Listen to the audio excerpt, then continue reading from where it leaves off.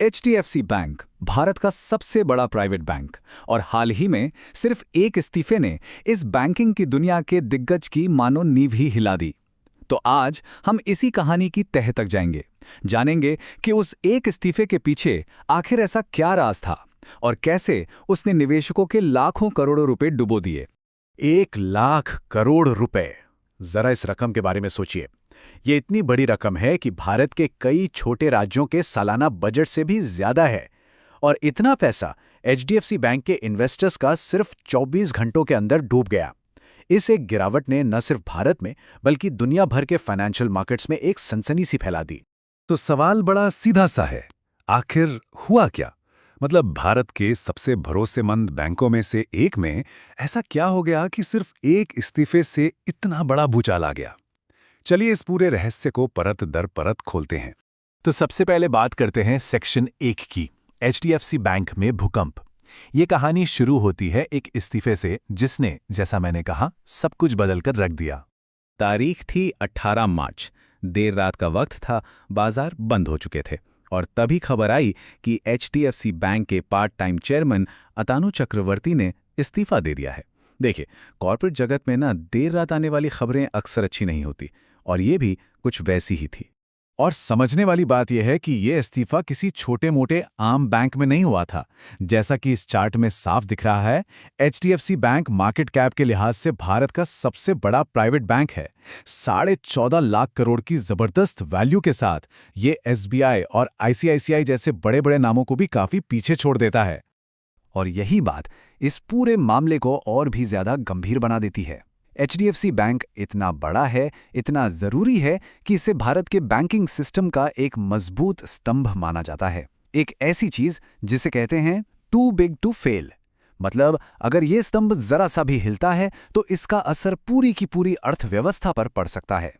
अब आते हैं सेक्शन 2 पर, इस्तीफे का राज। सवाल तो यही है कि इतने बड़े पद पर बैठा कोई व्यक्ति आखिर अचानक सब कुछ छोड़कर क्यों चला गया? और इसका जवाब उन्हीं के इस्तीफे वाले लेटर में ही छिपा था। उन्होंने अपने पत्र में बिल्कुल साफ साफ लिखा था कि बैंक के भीतर पिछले 2 सालों में मैंने कुछ ऐसी घटनाओं और प्रथाओं को देखा है जो मेरे व्यक्तिगत मूल्यों और नैतिकता के अनुरूप नहीं है। ये लाइन अपने आप में एक बहुत बड़ा आरोप था। बस इस एक लाइन ने कॉर्पोरेट की दुनिया में जैसे तूफान ला दिया। हर कोई बस यही जानना चाहता था कि भाई बैंक के अंदर ऐसा क्या चल रहा था, वो कौन सी प्रैक्टिसेस थीं जिसने चेयरमैन को अपना पद छोड़ने पर ही मजबूर कर दिया। तो चलिए अब कहानी के तीसरे हिस्से पर चलते हैं, असहमतियों की कहानी। क्योंकि ये जो कुछ भी हुआ वो किसी एक घटना का नतीजा नहीं था, ये तो बोर्डरूम के अंदर चल रही कई असहमतियों का एक तरह से क्लाइमैक्स था। रिपोर्ट्स की माने तो चेयरमैन और बोर्ड के बीच कई मुद्दों पर तलवारें खिंची हुई थीं। चाहे वो एमडी शशिधर जगदीशन के कार्यकाल को बढ़ाने की बात हो, लीलावती हॉस्पिटल से जुड़ा कोई विवाद हो, बोर्ड में नई नियुक्तियों का मामला हो, या फिर बैंक के काम करने के कुछ तरीके, हर जगह मतभेद गहरे होते जा रहे थे। एक जो बड़ा टकराव हुआ वो था एग्जीक्यूटिव डायरेक्टर के पद पर जिमी टाटा की नियुक्ति को लेकर। चेयरमैन अतानु चक्रवर्ती ने इसे अनड्यू एंटाइटलमेंट कह दिया। मतलब एक ऐसा पद जो शायद हक से नहीं बल्कि किसी और वजह से दिया जा रहा था।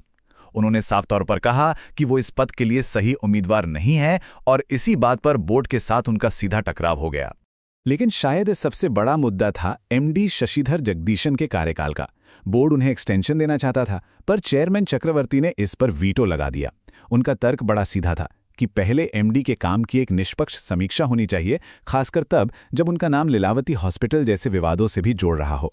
ये कॉर्पोरेट गवर्नेंस का एक क्लासिक मामला था जहां सिद्धांतों की लड़ाई हो रही थी। तो अब आते हैं आखिरी सेक्शन पर, आगे क्या होगा।